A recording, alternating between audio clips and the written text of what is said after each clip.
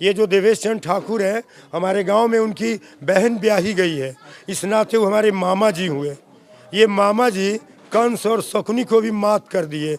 ये केवल ठेकेदारों में हमेशा लगे रहे, कभी भी इनका समाज से, स्नातकों से दूर दूर तक कोई सरोकार नहीं रहा। कैंडिडेट हर कोई एक नायक की भूमिका चाह रहे हैं, एक एमएलसी के रूप में एक नायक चाह रहे हैं।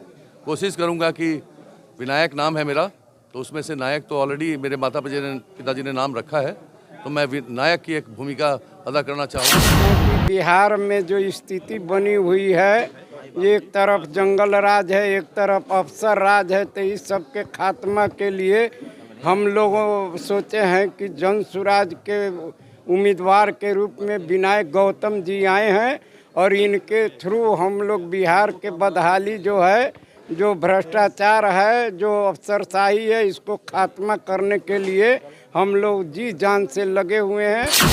कि जितना से कड़ा हो सके उतना प्रहार सरकार पर शिक्षा और चिकित्सा के क्षेत्र में जो उन्होंने भ्रष्टाचार फैला रखा है उस पर करूं, और निश्चित तौर पे से उनके कॉलर तक पहुंचूंगा, और उसके बाद में ही हमें जो शिक्षा के क्षेत्र में और चिकित्सा के क्षेत्र में और साथ में जो शिक्षकों को उचित सम्मान नहीं मिल रहा है वो हम दिलवाने का कोशिश करेंगे। लोग कह रहे हैं कि 22 साल का गढ़ है, इस गढ़ को भेद पाइएगा।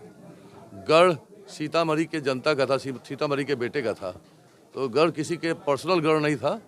सीतामढ़ी के लोगों ने यहाँ के बेटे को चुना था, ये सोच करके कि वो सीतामढ़ी का भला करेंगे, लेकिन उन्होंने तो सीतामढ़ी के जगह में मोतिहारी का कैंडिडेट ला करके खड़ा कर दिया, और वो भी वैसा कैंडिडेट जो अपने आप को ननिहाल बताता है, कहता है कि यहाँ के पले बसे हैं, लेकिन यहाँ का स्कूल का रिकॉर्ड दिखाइए आप अपने स्कूल का रिकॉर्ड दिखाइए, अपने कॉलेज का रिकॉर्ड दिखाइए। जैसे मैं दिखा सकता हूँ कि मैं अखंड बिहार के निथाड़ स्कूल में पढ़ा, मैं पिछले 20 साल से योगदान दे रहा हूँ, चाहे वो सरकारी सेवा हो या फिर प्राइवेट सेवा, दोनों ही क्षेत्र में दे रहा हूँ।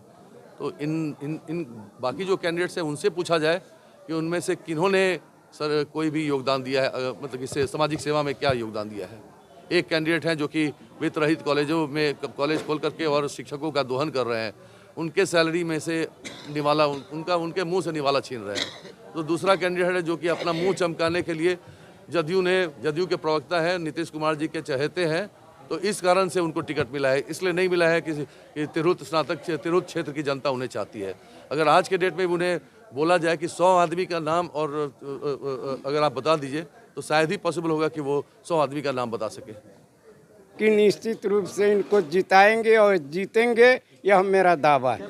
और ऐसे वैसे लोग जो मैट्रिक नहीं पास थे, उन सारे लोगों को अजब गजब नकली डिग्री दे के ये बार बार जीतते गए, क्योंकि इनके मुकाबले कोई था नहीं, क्योंकि ये साधन संपन्न, धन संपन्न है। बाकी लोग तो जो इनसे लड़ना चाहता है वो इनकी बराबरी नहीं कर पाता है। और आपके बिहार की सबसे बड़ी परेशानी है कि जब चुनाव आता है, कोई भी चुनाव, तो 15 दिन पहले उम्मीदवार तय होता है।